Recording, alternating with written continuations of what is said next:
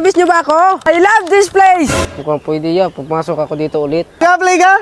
Bawal bumali dito. Kumpleto na kami dito eh. Pinadala ng agency to. Alam mo naman yung kuya mo. Hindi ka naman matiis eh. Yeah, pwede makakain.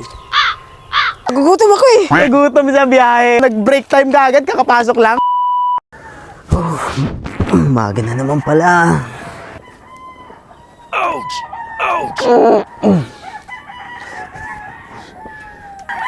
Ganda ng paligid. Gantong umaga ang masarap sa morning.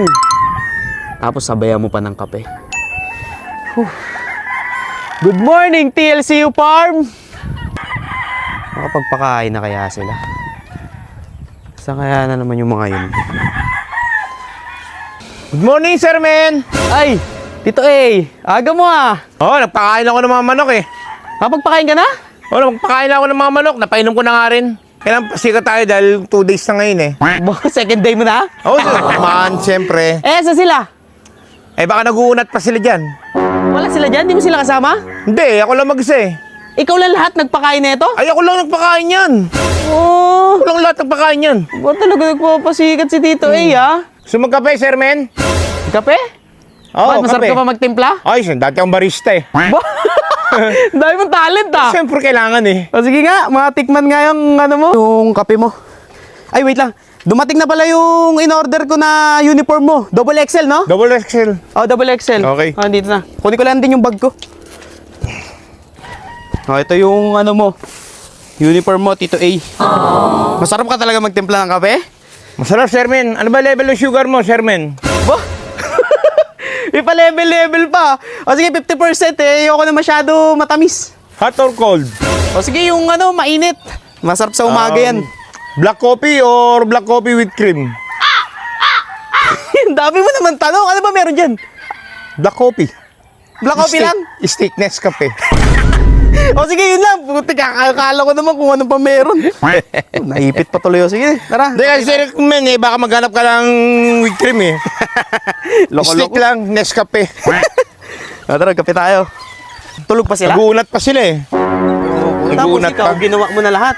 Oo, syempre, ako na ang gagawa Ito niyan. pala yung ano, uniform mo. Double XL, no? Okay yan. Oh, yan. Salamat. Titimpla lang ako kape. Matikman nga yung kape ni Tito A. Sir Man, it's your coffee. 50% of sugar. Without creamer to?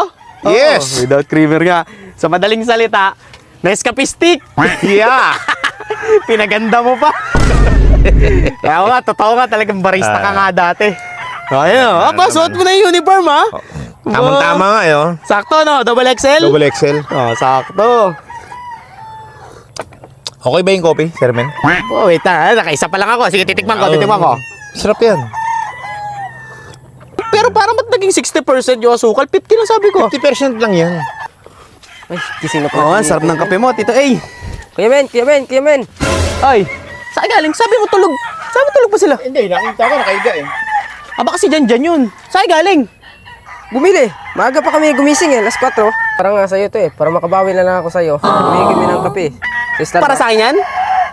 Wala na, nauna ka na Tito A. Ito to. Binigyan ako Tito A yun. Starbucks, galing Starbucks yan? Oo. Eh bakit pareho ng baso natin? Tinimpla mo lang yata yung kanina eh. Wala na, naunahan na kayo ni Tito A. Nagpapalakas lang yan. Ah, ganun ba, Kuya Men?